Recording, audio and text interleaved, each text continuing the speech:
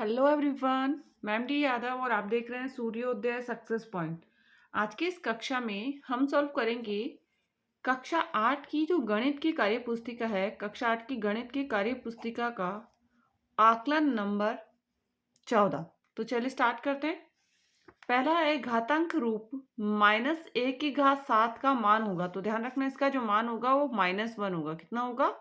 -1। तो हमारा आंसर है सेकंड इसका -1। दो समांतर रेखाओं के बीच लंबवत दूरी सदैव रहती है। दो समांतर रेखाओं के बीच लंबवत जो दूरी होती है ना वो समान होती है। हमेशा क्या होगी?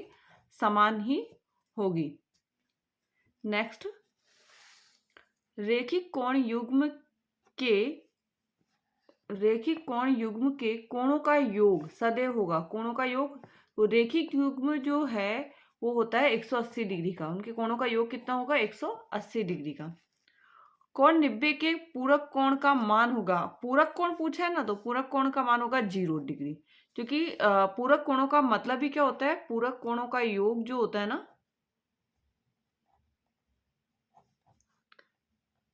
का योग कितना होता है? 100। पूरक कोणों का योग होता है 90। अब उसमें से एक 90 दे रखा था, दूसरा कितना होगा? 0 डिग्री।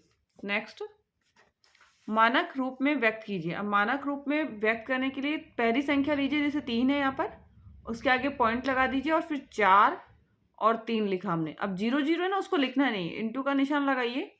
एक संख्या को छोड़ के कितनी संख्या है? 1 2 3 4 5 6 है। तो 10 की घात कितनी लगा देंगे हम? 6। 10 की घात कितनी लगा देंगे? 6। नेक्स्ट है बी। 7 लिख के पॉइंट लगाएंगे। 0 0 4। अब इसके बाद केवल 0 0 इसलिए नहीं लगाना है। अब संख्या गिन लीजिए एक के बाद। 7 के बाद संख्या गिनेंगे 1 2 3 4 5 6 7 8 9 10 11। कितनी है? 11। तो 10 की घात कितनी हो जाएगी? 11। नेक्स्ट है सरल कीजिए और मानक रूप में लिखिए। तो सरल करेंगे, 3 की घात 10। 3 की घात 10, 3 इंटू 10 की घात कितनी है? 5। तो इसका मतलब हो जाएगा हमारे पास 3 के आगे आपको 5 जीरो लगाने हैं। 5 जीरो लगा दिए, मतलब 3 लाख हो गया यहाँ पर। अब यहाँ पे 2 इंटू 10 की घात कितनी है? 2। तो 100 आ जाएगा। 10 की घात 100 है तो 200 आ जाएगा। यहाँ पे कितना है? 200। अब प्लस कीजिए पहले इसको, तो ये हमारे पास हो जाएगा 3 0 0 2 0 0। ये है हमारे पास। अब इसका मानक रूप क्या होगा? अब इसका मानक रूप बनेगा 3.002 इंटू 1 2 3 4 5। कितना बनेगा? 5। 10 की घात कितनी लगानी है? 5। तो 3.002 इंटू 10 की घात 5। नेक्स्ट वाला है 5 इंटू 10 की घात कितनी है? 5। 5 इंटू 10 की घात कितनी है? 5। और यह 4 है और 10 की घात कितनी है? 5। तो 4 और 5 कितना हो जाएगा? 9। या हम करके देख लेते हैं। तो 5 जीरो लगाना है यहाँ पर। 1 2 3 4 5। यहाँ पे भी प्लस में 4 इंटू 10 की घात कितनी है? 5 ही है। तो 4 10 की 5 जीरो लगाने हैं। और यहाँ पे 2 की जो है वो घात है 3, तो 3 जीरो लगाने हैं। अब प्लस कर लीजिए, 5 और 4 9 0 2 0 0। ये आ गया। इसका मानक रूप क्या होगा?